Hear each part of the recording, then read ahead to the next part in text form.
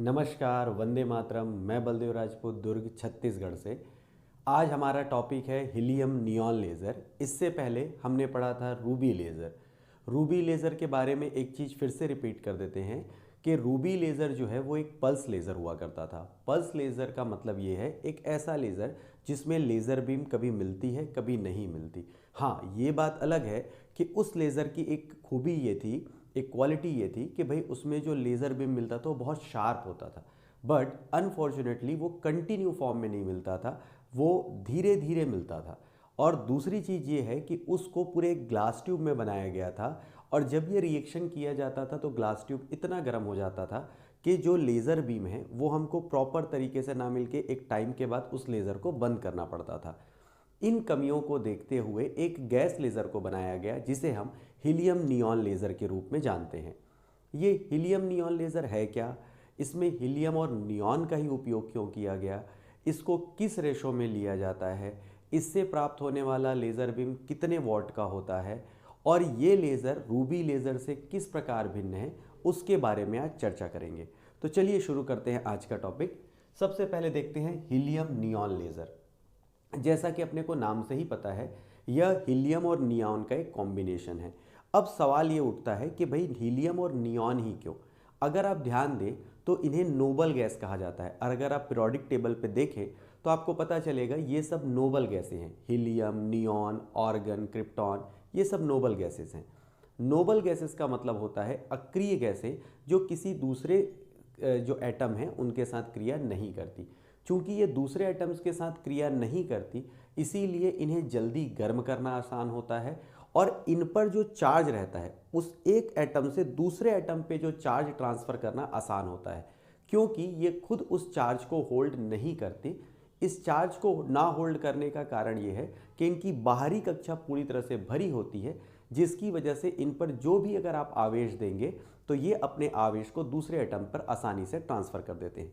इसीलिए हम लोगों ने इस गैस में हीलियम और नियॉन का यूज़ किया था। यानी हम लोगों का कहने का मतलब है, जिनने रिसर्चर ने जिसने भी है, जो भी रिसर्चर्स ने इस ट्यूब माफ़ कीजिएगा, जिस जिस भी रिसर्चर ने इस लेज़र को बनाया था उसने हीलियम और नियॉन गैस का यूज़ इसीलिए किया था क्योंकि ये अक्रिय गैसें हैं। अब देखिएगा, अब ये जो पूरा सिस्टम है हीलियम नियॉन गैस का, ये इसकी जो लेंथ होती है वो 0.5 मीटर होती है, और इसका जो डायमीटर होता है, व्यास होता है, वो 5 मिलीमीटर का होता है। मतलब ये 5 मीटर लंबी, सॉरी 0.5 मीटर लंबी और लगभग 5 मिलीमीटर व्यास की एक क्वार्ट्ज नली होती है। अब ये क्वार्ट्ज नली क्या होती है? क्वार्ट्ज नली एक ऐसी व्यवस्था है जिससे हम लोग जो हैं वो अलग अलग लाइट इक्विपमेंट्स के लिए इसका यूज़ करते हैं। फॉर लेज़र रिएक्शन के लिए हम क्वार्ट्ज नली का यूज़ करते हैं। जो आपका पीबी है, लेड ये हो गया, मर्क्यूरिक हो गया, सॉरी मर्क्यूरिक हो गया, और जो हाई डेंसिटी वाली लाइट्स रहती हैं उनके लिए हम लोग यूज़ करते हैं क्वार्ट्ज नली का। ये एक ग्लास की ट्यूब होती है। अब इस जो क्वार्ट्ज नली है उसके एक तरह को कंप्लीट रिफ्लेक्टेड रखा जाता है, मतलब पूर्ण परावर्तक रखा जाता है। इसका सीधा सीधा मतलब है कि अगर यहाँ पर जो भी रिएक्शन होगा वो इस साइड से बाहर नहीं आ पाएगा, क्योंकि ये पूरी तरह से ब्लॉक है। इसीलिए इसको पूरी तरह से ब्लॉक करने के लिए इसको ऐसे कोटेड किया जाता है कि यहाँ से लाइट ना अंदर आ सके और ना ही बाहर जा सके। इसका जो दूसरा सिरा है उसे पार्शली कोटेड किया जाता है। पार्शली रिफ्लेक्टेड का मतलब ये है कि यहाँ पर जो कम इंटेंसिटी है, जिसकी तीव्रता कम है, वो लेज़र में वापस रिएक्शन में चले जाएंगे, और जिनकी इंटेंसिटी मतलब तीव्रता ज़्यादा है वो इस साइड से बाहर मिलेंगे, और इस साइड पे जो मिलेगा हमको जो लाइट, उसी को हम लोग लेज़र बीम बोलते हैं। अब देखते हैं इस ट्यूब के अंदर, इस क्वार्ट्ज नली के अंदर हम 7:1 में, मतलब 7:1 में हीलियम और नियॉन का मिक्सचर करते हैं। मतलब 7 भाग हम लेते हैं हीलियम और 1 भाग लेते हैं हम लोग नियॉन। अब होता यह है कि इस पूरी क्वार्ट्ज नली का जो संपर्क रहता है वो रेडियो फ्रिक्वेंसी जनरेटर, मतलब रेडियो आवृत्ति जनरेटर से इसका संपर्क होता है। जैसे ही हम 4 × 10⁻⁷ हर्ट्ज की फ्रीक्वेंसी इसके अंदर डालते हैं तो इस फ्रीक्वेंसी के कारण ये ग्लास ट्यूब गर्म होता है, मतलब क्वार्ट्ज नली गर्म होती है। और क्वार्ट्ज नली के गर्म होने के साथ होता ये है कि जो नियॉन के जो छोटे छोटे जो परमाणु थे वो नॉर्मल स्टेट से एक्साइटेड स्टेट की ओर जाना प्रारंभ करते हैं। मान के चलिए ये जो डॉट्स हैं ये नियॉन के परमाणु हैं। जब हम लोग रेडियो आवृत्ति जनित्र मतलब रेडियो फ्रिक्वेंसी देते हैं इसको 4 × 10⁷ हर्ट्ज, तो ये ग्राउंड स्टेट से चले जाते हैं एक्साइटेड स्टेट में। जैसा कि आपको पता है कि ये जो है एक्साइटेड स्टेट में ये जो नियॉन के एटम हैं ये रहेंगे 10⁻⁻10 सेकेंड तक। उसके बाद ये आ जाते हैं एक और स्टेट में जिसे हम लोग बोलते हैं मेटा स्टेबल स्टेट। हिंदी में इसी को बोला जाता है मित स्थायी ऊर्जावस्था। और ये जो सारे परमाणु हैं ये आ जाते हैं आपके मेटा स्टेबल स्टेट में और यहाँ ये रुकते हैं 10⁻³ सेकेंड तक।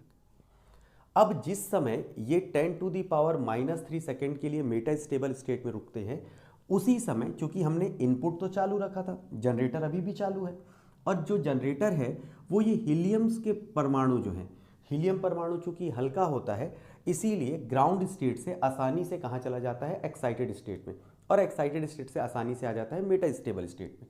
तो जो भी आपके जो हीलियम के जो परमाणु रहते हैं ये बहुत आसानी से मेटा स्टेबल स्टेट तक पहुंच जाते हैं और बहुत ज़्यादा समय तक रुकते हैं। होता ये है कि जैसे ही हीलियम के परमाणु मेटा स्टेबल स्टेट में जाके नियॉन के परमाणुओं से टकराते हैं तो टकराने से होता ये है कि नियॉन के परमाणु एक दूसरे को अपनी ऊर्जा ट्रांसफर करते जाते हैं और मेटा स्टेबल स्टेट से वापस ग्राउंड स्टेट में आना प्रारंभ करते हैं। जैसे ही ये मेटा स्टेबल स्टेट से ग्राउंड स्टेट की ओर आना चालू करेंगे तो यहाँ पर होगा स्टिमुलेटेड एमिशन मतलब उद्दीपित उत्सर्जन, और उद्दीपित उत्सर्जन की वजह से हमें लेज़र बीम मिलेगा।